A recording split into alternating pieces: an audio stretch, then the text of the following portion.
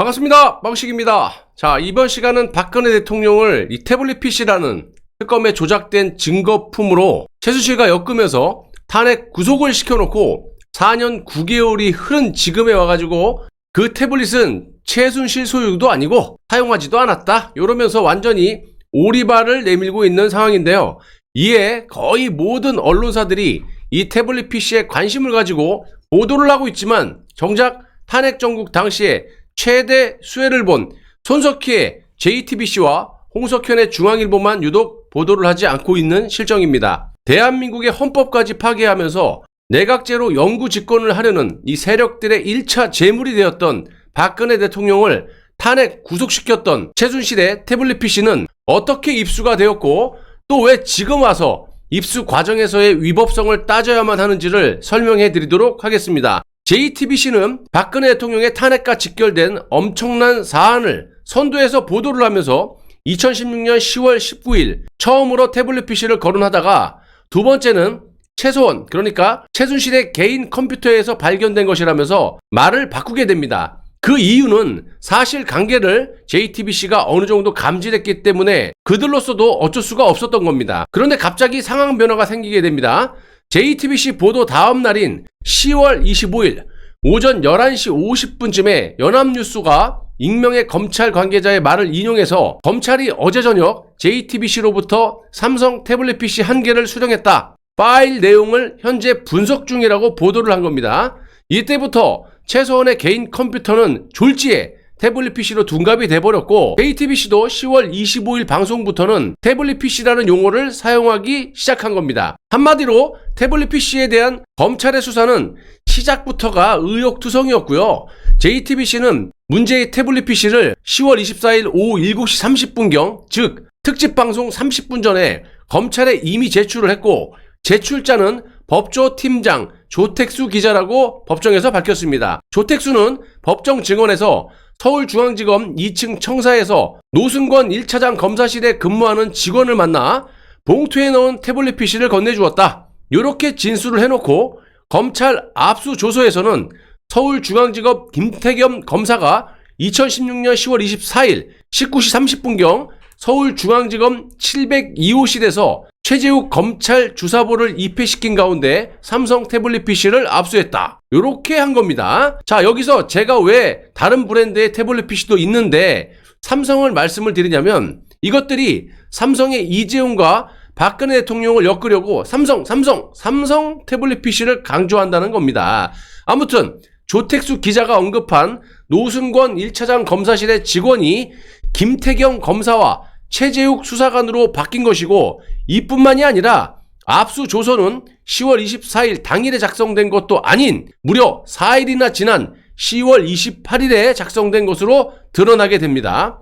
당시 차기한 변호사는 의견서에서 검찰은 압수조서를 10월 28일에 작성한 것이 위법이라고 하지만, 압수조서 작성의 필수적인 압수 목록은 압수 당시에 현장에서 즉시 물건 제출자에게 교부해야 합니다. 그런데도 압수 실시 후 무려 4일이나 지체한 것은 위법하고, 지체 이유는 JTBC의 태블릿 입수 불법성이 그 원인으로 보여집니다 라고 주장을 했었습니다. 증거물 입수 과정의 위법성은 이뿐만이 아니고요, 문제의 태블릿 PC를 포렌식한 검찰 수사관 송지아는 법정에서 이런 말을 하죠.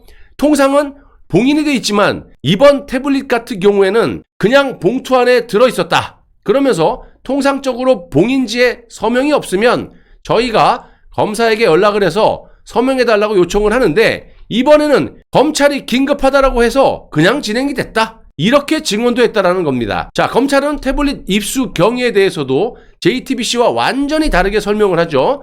서울중앙지검 1차장 노승권 검사는 JTBC 보도 직후인 2016년 10월 26일 검찰 출입 기자들에게 이런 말을 합니다. 독일에 간 심수미 기자가 최소원의 독일집 쓰레기통에서 확보한 것 같다. 최소원이 집을 옮기면서 경비원에게 버리라고 주었는데 경비원이 독일인이어서 쓰레기통에 버린 것 같다. 그리고 그것을 심수미 기자가 주워서 한국으로 보낸 것 같다 라고 브리핑을 합니다. 여러분, 노승권 1차장 검사의 브리핑에서 뭘 느끼셨습니까?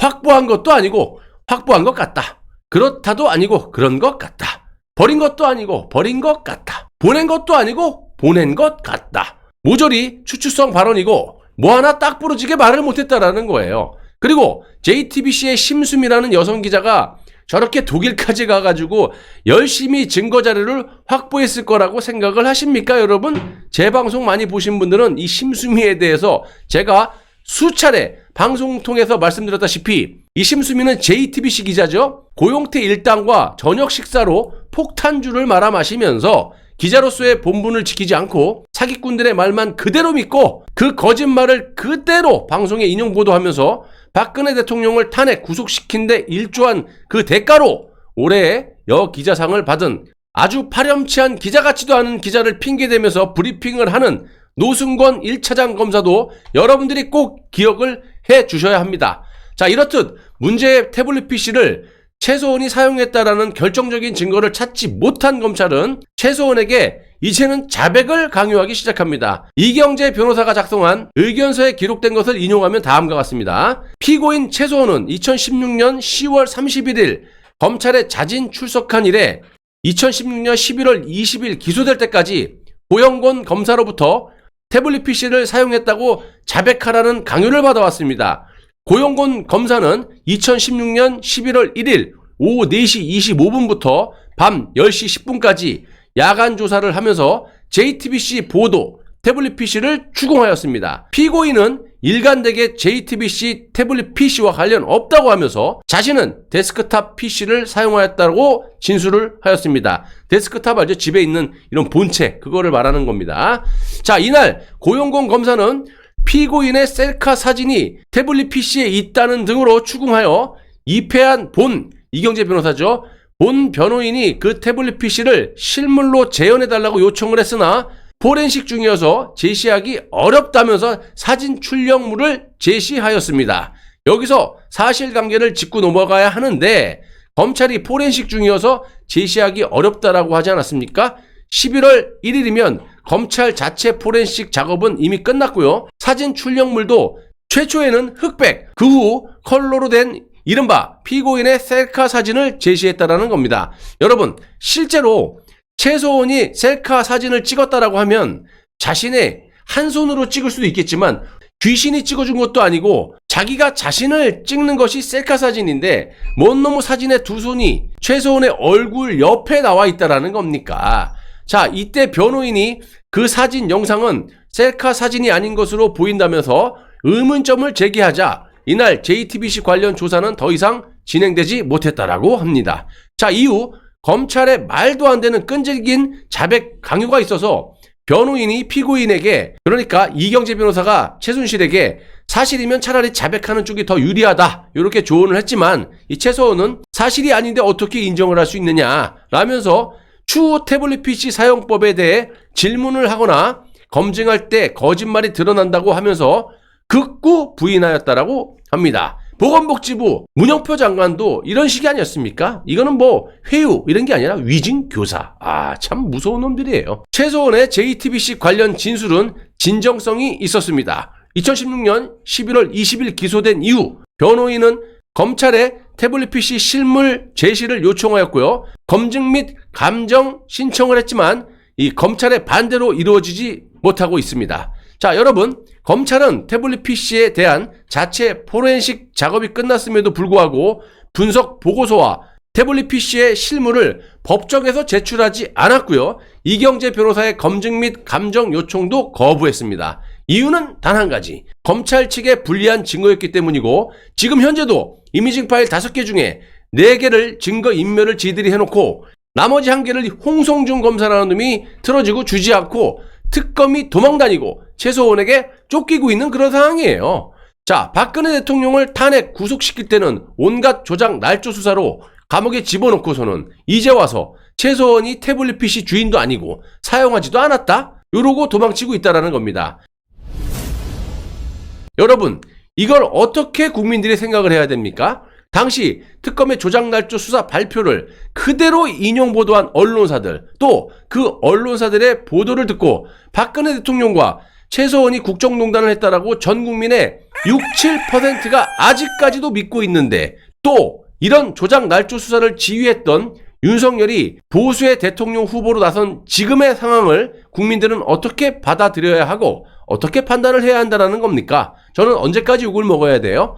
자, 박근혜 대통령이 죄도 없이 일주일에 4회 이상의 인민재판을 받으면서 불법적으로 별건 수사를 통해 추가 구속영장까지 발부해서 1년을 옥살이를 하다가 몸이 안 좋아서 형집행 정지시청까지 했지만 기각시킨 윤석열 당시 서울중앙지검장, 이 사람과 손을 잡고 박근혜 대통령이 이 나라를 끌고 가야 하는 것이 옳은 건지 정말 국민에게 묻고 싶습니다. 정말 정상적인 분이라면 이게 말이 안 된다라고 생각하지만 그런 사람들이 있잖아요. 보수의 원로 지식인들까지.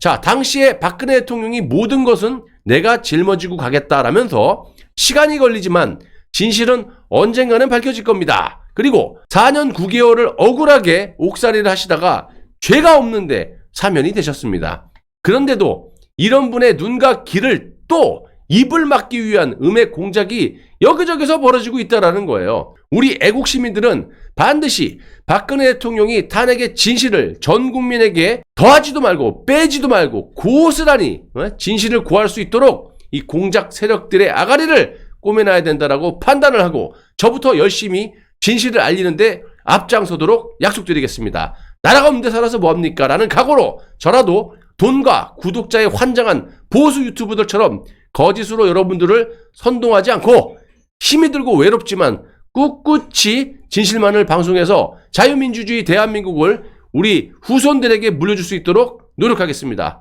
끝까지 시청해 주셔서 대단히 감사합니다.